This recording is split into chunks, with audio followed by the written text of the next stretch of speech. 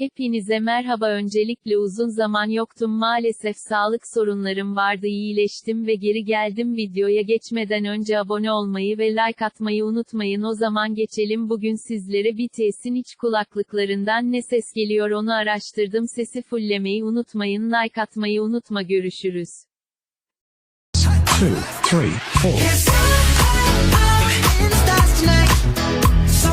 4.